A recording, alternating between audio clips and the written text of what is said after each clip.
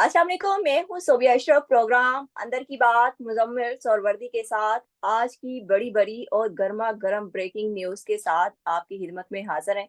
सबसे पहले मुजम्मिल साहब से अंदर की बात जानते हैं। अस्सलाम वालेकुम मुजम्मिल साहब। वालेकुम सलाम। क्या हाल है? ठीक ठाक है।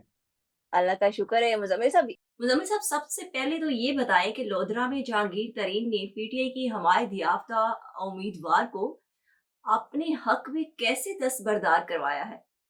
लेकिन जी मैं समझता हूँ कि इसकी वसी पैमाने पर तहकीकात होनी चाहिए। और इसमें जो अब तक की खबरें आई हैं, जो जहांगीर तरीन साहब ने खुद एक एंकर को बताया है, या जो खबरें तो आ रही हैं कि उस खातून ने 25 करोड़ रुपया और कनेडियन इमिग्रेशन मांगी थी। और जब उनको पैसे और कनेडियन इमिग्रेशन दे दी गई है, अब वो 25 करोड़ नहीं दिए गए, कम पैसे दिए गए हैं और कनेडियन इमिग्रेशन उनकी और उनके खानदान की करवा दी गई है, तो वो हक में दस्तबरदार हो गई हैं। ये इलेक्शन की मैलिफाइड प्रैक्टिसेस में आता है। इस तरह आप पैसे देकर अपने मुखालिफ उम्मीदवार को बिठाएं। मेरे ख्याल में इलेक्शन कमीशन को इस पर एक्शन लेना चाहिए। उस खातून को भी पकड़ना चाहिए जो दस्तबरदार हुई है, और इस बात की तहकीकात होनी चाहिए कि उसकी कनेडियन इमिग्रेशन के पैसे कहाँ से और किसने अदा किए हैं, और उसको कितने पैसे अदा हुए हैं। अगर वो पैसे लेकर बैठी है, तो जिस तरह ये धांधली के मुतरादिफ है। और मैं समझता हूँ अगर वो पैसे लेके बैठी है, तो पैसे लेने वाला और पैसे देने वाला दोनों ही नाअहल होने चाहिए, और ये करप्ट प्रैक्टिसेस में आएगा इंतखाबात की, और इलेक्शन की करप्ट प्रैक्टिसेस में आएगा, और दोनों ही नाअहल होने चाहिए। मैं समझता हूँ कि अगर जहांगीर तरीन साहब ने पैसे दिए हैं और अगर इफ़त साहिबा ने पैसे लिए हैं, तो दोनों इंतखाबी मैदान के लिए नाअहल हैं। इसकी तहकीकात होनी चाहिए, और इस तरह इसको नजरअंदाज नहीं किया जा सकता। वो खुद बता रही हैं कि मैंने पैसे दिए हैं, कैनेडियन इमिग्रेशन कराई है, वो खुद बता रही हैं मैंने पैसे दिए हैं, लोगों को तस्दीक कर रही हैं। तो मेरे ख्याल में ये फिट केस है तहकीकात के लिए, और चीफ इलेक्शन कमिश्नर को इसके ऊपर एक इंक्वायरी कमेटी बनानी चाहिए। और अगर ये बात साबित हो जाए कि पैसों का लेन देन हुआ है, तो मैं समझता हूँ कि दोनों को नाअहल होना चाहिए।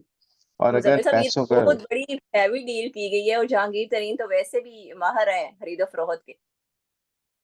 देखिए, मैं कोई जहांगीर तरीन साहब की जात पर तबसरा नहीं करना चाहता कि वो खरीदो फरोख्त के माहिर हैं या नहीं है, या वो एक ऑनेस्ट आदमी है। लेकिन इलेक्शंस में पैसे देकर अपने मुखालफिन को बिठाने का ट्रेंड नया तो नहीं, पुराना ट्रेंड है। मैं ये तो नहीं कह रहा ऐसा पाकिस्तान की तारीख में पहली दफा हुआ है, और जहांगीर तरीन पाकिस्तान के पहले शख्स हैं जिन्होंने ऐसा किया है। अब ये ट्रेंड पुराना है और ये बहुत चल रहा है, और भी हलकों में लोग पैसे दे के बैठे होंगे। मैं ये नहीं कह रहा कि और हलकों में ऐसे नहीं हुआ होगा, और हलकों में भी ऐसे हुआ है। लेकिन ये लाइमलाइट में आ गया है, और अब ये बात चूंकि सामने आ गई है, और भी लोगों ने इस पर वीलॉग किए हैं, और उन्होंने भी ये पैसों का और कैनेडियन इमिग्रेशन का जिक्र किया है।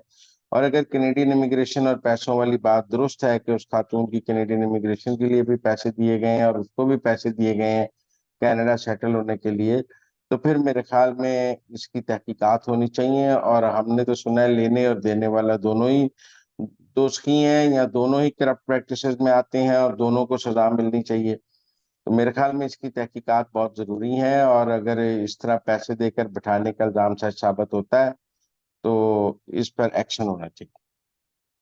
जहांगीर तरीन ने एक बहुत बड़ी डील करके अपनी जो मद्दे मुकाबल हमायत याफ्ता पीटीआई की उम्मीदवार थी उनको खरीद लिया है एक डील के तहत। अच्छा मुजम्मिल साहब, देखें, इस हवाले से पहले ये आया कि उनको अगवा कर लिया गया, फिर ये क्या गया कि उनको गायब कर दिया गया है। तो जब जहांगीर तरीन साहब पर ये इल्जाम आया कि उन्होंने अगवा किया है, तो उन्होंने फिर अपने इल्जाम के दफा में लोगों को ये बताना शुरू कर दिया कि नहीं, मैंने तो पैसे दिए हैं। भाई, अगवा करना भी जुर्म है और पैसे देना भी जुर्म है। वो ये नहीं समझ रहे कि अगर उन्होंने अगवा नहीं किया और पैसे देकर बिठाया है, जुर्म फिर भी किया है। चलो कम तर जुर्म किया होगा, अगवा की सजा शायद कुछ 7 साल कैद है, और इसमें नाअहली है, और इसमें कितने साल कैद है। लिहाजा मैं समझता हूँ कि दोनों ही जुर्म है। अगर उन्होंने पैसे देकर भी बिठाया है तो भी जुर्म ही किया, अगवा किया था तो भी जुर्म ही किया है। लेकिन बहरहाल इसकी तहकीकात जरूर होनी चाहिए। तहकीकात होनी चाहिए। अच्छा मुजम्मिल साहब, एक और तहकीकात होनी चाहिए। जो हरासानी का इल्जाम लगाया जा रहा है और धांधली का इल्जाम लगाया जा रहा है, खास तौर पे आज तहरीक इंसाफ के मरकजी सेक्रेटरी अतलात रऊफ हसन ने इल्जाम आयद किया है कि उन के जो हमायत याफ्ता आजाद उम्मीदवारों के पोलिंग एजेंट्स हैं उनको हरासा किया जा रहा है। तहरीक इंसाफ, देखें अगर मैं सिर्फ पंजाब की बात करूं तो पंजाब में 50,000 पोलिंग स्टेशन बने हैं। हर पोलिंग स्टेशन में 2 या 3 पोलिंग कैंप होते हैं, तो इसलिए 1 लाख से ऊपर पोलिंग बूथ मौजूद है।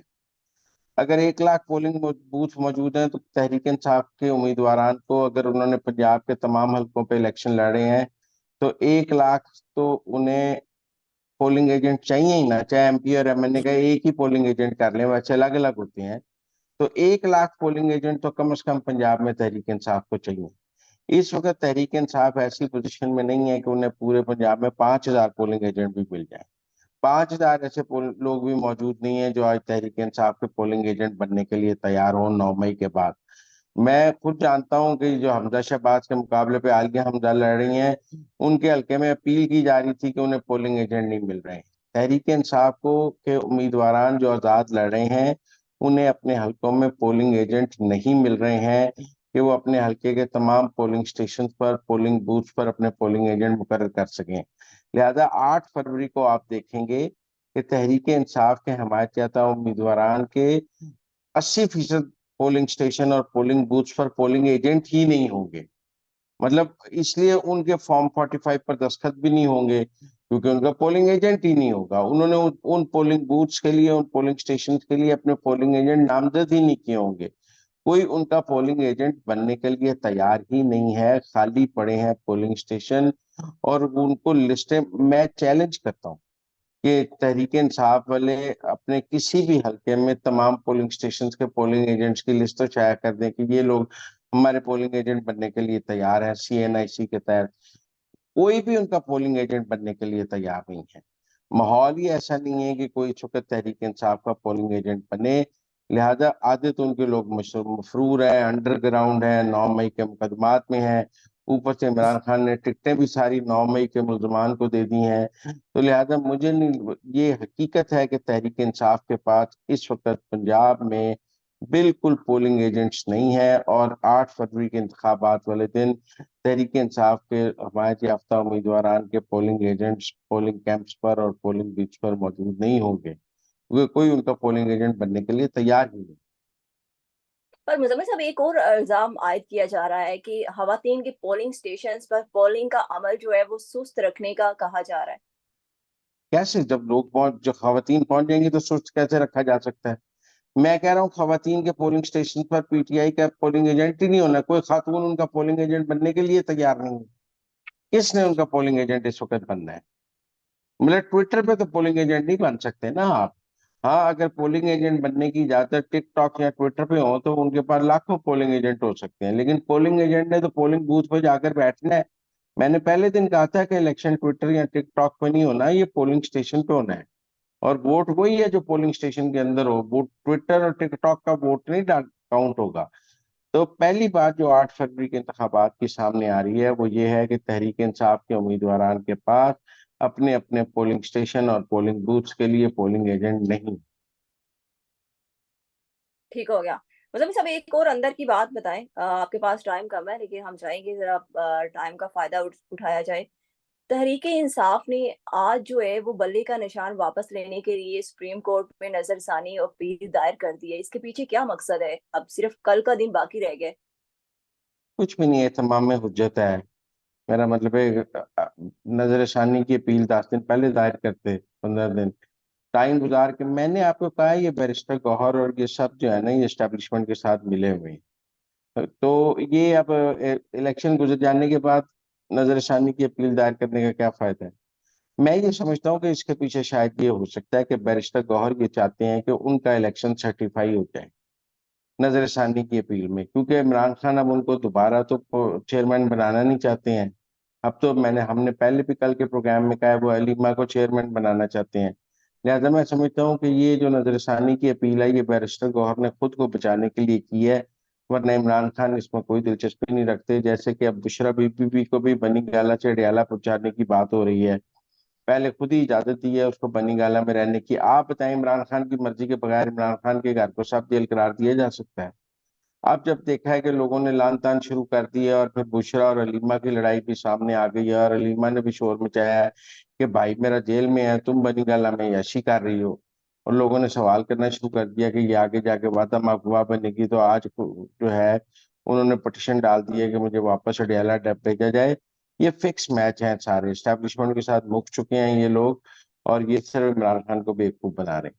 पर मुजम्मिल साहब, उन्होंने बुशरा बीबी ने आज जो दरखास्त इस्लामाबाद हाई कोर्ट में दायर किया है, उन्होंने उसमें कहा है कि इस्लामाबाद के कमिश्नर ने खुद ही जो है वो ये नोटिस जारी किया, उनकी जानिब से कोई दरखास्त नहीं की गई थी। यार वर्बल कॉन्सेंट भी तो चीज होती है ना। उन्होंने पूछा होगा बीबी आपका कहाँ रहना, बीबी ने कहा होगा मैं बनी गाला रहना चाहती हूँ। मतलब मैं आपको एक सादा सी बात समझ, किसी अगर उनको सब जेल किसी सरकारी रेस्ट हाउस को या सरकारी इमारत को करार दिया जाता तो हम कहते हैं हुकूमत ने किया है। भाई कोई इमरान खान के घर को सब जेल इमरान खान की इजाजत के बगैर नहीं करार दे सकता। ये इजाजत जुबानी तौर पर ली हो या लिख कर ली हो, मैं इस पर बात नहीं करता, लेकिन ये इजाजत और ये कॉन्सेंट मौजूद थी तो वो बनी गाला शिफ्ट हुई, वरना उनको किसी रेस्ट हाउस में भी सब जेल बना के रखा जा सकता था। अगर हुकूमत फर्ज कर ले उन्हें किसी जेल में नहीं रखना चाहती, किसी रेस्ट सब जेल में रखना चाहती है, तो वो किसी रेस्ट हाउस को सब जेल करार दे सकती थी। बनी गाला को तो तभी करार दिया ना जब उसमें कॉन्सेंट मौजूद थी। अब जब देखा है कि लोग लान तान कर रहे हैं कि जी सनम जवेद जेल में है, यास्मीन राशिद जेल में है, तो बुशरा बीबी जेल में क्यों नहीं है, तो उस लान तान से बचने के लिए अब ये पिटीशन दायर की गई। लान थैंक यू तान सो हो गई मच। है जो होनी तो, मैंने कहा अब ठीक हो जितनी लान तान होनी चाहिए वो हो गई है। अब 900 चूहे खा के सब आ कवरिंग के चुके, लिए चलिए एक अब। दरखास्त दायर की गई। गुड जी। Thank you so much Muzammil साहब कि आपने हमें अंदर की खबरों से बहाबर किया। मुजम्मिल साहब के मुताबिक बुशरा बीबी की जानिब से आज इस्लामाबाद हाई कोर्ट में जो दरखास्त दायर की गई है कि उन्हें अडियाला जेल मुंतकिल किया जाए, वो सिर्फ एक कवरिंग पॉइंट है और कुछ नहीं। इसके साथ मुझे इजाजत दें। अल्लाह हाफिज।